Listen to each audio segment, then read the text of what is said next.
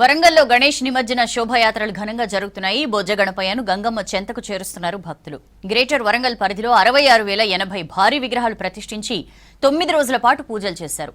ఇవాళ అంగరంగ వైభవంగా భక్తి శ్రద్ధలతో గణేశుడి ప్రతిమల్ని నిమజ్జనాలకు తీసుకొస్తున్నారు.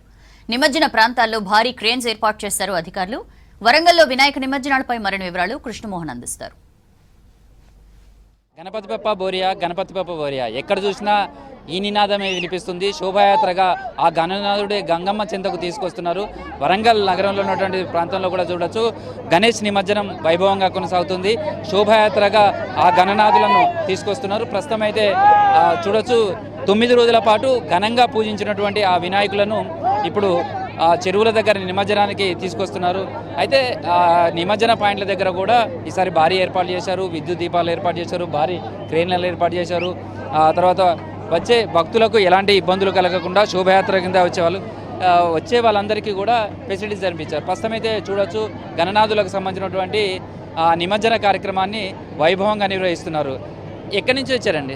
మేము ఇక్కడ హంటర్ రోడ్ శ్రీనివాసం అంటే మీ ఎట్లా అంటే ఈ గణేష్ నవరాత్రులు ఎట్లా జరుపుకుంటారు? చాలా బాగా జరుపుకున్నామండి. మేము చాలా హ్యాపీగా ఈ 9 డేస్ చాలా పిల్లలు పెద్దలు అందరూ మగవాళ్ళు అందరూ ఒక దగ్గర మంచి జరుపుకున్నాం. నిమజ్జనం అనగానే ఎట్లా చేస్తారు? ఈ 9 రోజులు ఎట్లా ఉంటుంది? నిమజ్జనం టైం ఎట్లా ఉంటుంది? చాలా బాగుంటుంది. నిమజ్జనం టైం చాలా బాగుంటుంది. చాలా ఎంజాయ్మెంట్, డ్యాన్సులు ప్రసాదాలు, బిజీ షెడ్యూల్.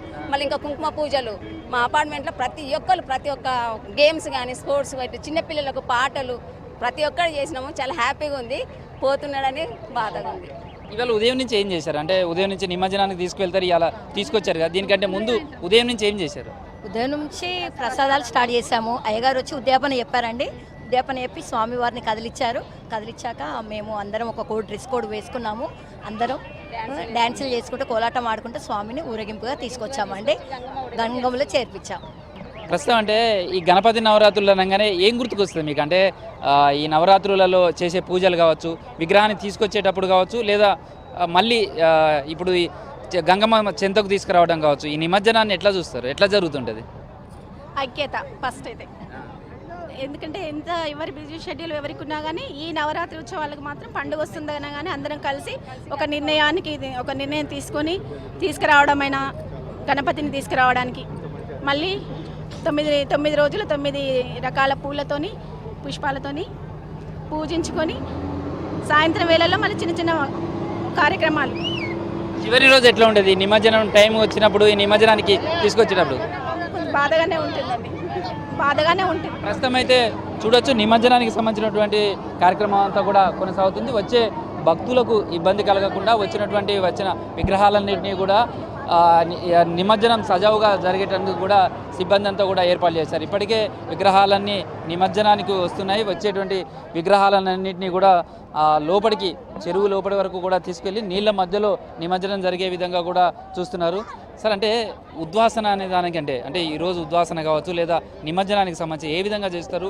ఎట్లా ఉంటుంది ఈరోజు ఉద్వాసన అంటే 9 నవరాత్రులు 9 రోజులు పండుగలాగా చేసుకొని ఈ యొక్క నవరాత్రులు 9 రోజులు అయిపోయినాక అమ్మవారి దగ్గరికి పంపడానికి. మరి ఒకటి ఏంటంటే, ఈ 9 రోజుల నవరాత్రులలో భాగంగా స్వామివారిని పూజించి ఈ ప్రసిద్ధి వినాయకుని 9 రోజులు భావించి స్వామి పూజించాక ఎప్పటికీ మనం ఇక్కడికే పెట్టుకోలేము.